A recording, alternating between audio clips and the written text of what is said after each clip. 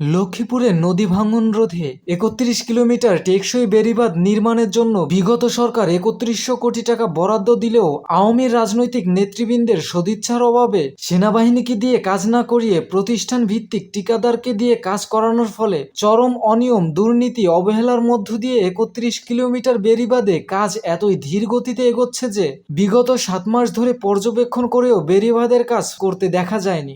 যদিও নদীর তীরবর্তী স্থান নাসিরগঞ্জ বাজার এলাকার ব্রিজে ওয়ার্কশপ বসিয়ে অচল ভেকু মেরামত করছে।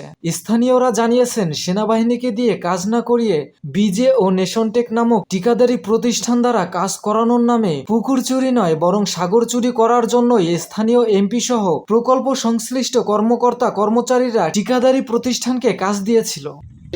কিছুদিন আগে আমাদের এই টিউবগুলো ছিল না থাকাতে আমাদের এলাকার অনেক মানুষ বাড়ি ঘর গরু বাছুর নিয়ে অনেক কষ্ট পাইছে। এরপরে আপনারা যেমন আপনাদের রিপোর্টে আমরা উপকৃত হয়েছে, টিউবগুলো হয়েছে।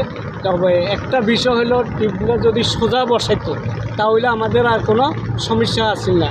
এই টিউবগুলো নদী খাল যেটা বলে, এরা মনে করছে যে খাল গভীর, কিন্তু খালটা গভীর না, খালটা বিলের পানি উঠানামা করে। এই যে কিছুক্ষণ আগে আরেকটা ভাই বলছে যে এই যে উপরে যে ফসল আদি জমি, এই জমিতে যদি লবণাক্ত পানি হয়, এই খাল যদি ছাড়া থাকে তাহলে আমাদের ফসল হবে না। তাই যদি আমাদের খালটা বাঁধি দেয় তাহলে ইনশাল্লাহ আমাদের শাসাদে উপকার হবে, এলাকাবাসীর উপকার হবে। আর এই টিউবগুলো সোজাও করে দিলে আমাদের আর কোনো সমস্যা নেই। আমাদের দাবি এখন বর্তমানে এইটা তো একটা অ্যাঙ্গেলে বসানো হয়েছে, অ্যাঙ্গেলে না বসাইয়া যদি বরাবর বসাই দেয় তাহলে আমাদের ইউনিয়ন পরিষদটা এই উপর দিকে লক্ষ্য করলে দেখা যায় ইউনিয়ন পরিষদটা এখন হুমকির মুখে। এখন ইউনিয়ন পরিষদটা বাঁচানোর জন্যে আমাদের যদি সোজাসুজি হয়ে যায় তাহলে ইউনিয়ন পরিষদটা আমাদের বাঁচে। এই চরকালকিনি ইউনিয়ন পরিষদ আমাদের এখন হুমকির মুখে। কিছুদিন পূর্বে আমাদের টিউবগুলো বসানো হয়েছে, বসানোর মাধ্যমে আলহামদুলিল্লাহ আমাদের বিশাল একটা এলাকা সেফ হয়েছে, আমাদের একটা মসজিদ সেফ হয়েছে। আমাদের এই পিছনে দেখতেছেন প্রায় ৩ থেকে ৪০০ ঘর বাড়ি আছে, আলহামদুলিল্লাহ এগুলো সেফ হয়েছে। তো এখন আমি পরবর্তী যে সামনে যে কাজগুলো আছে এই কাজের ব্যাপারে বলবো।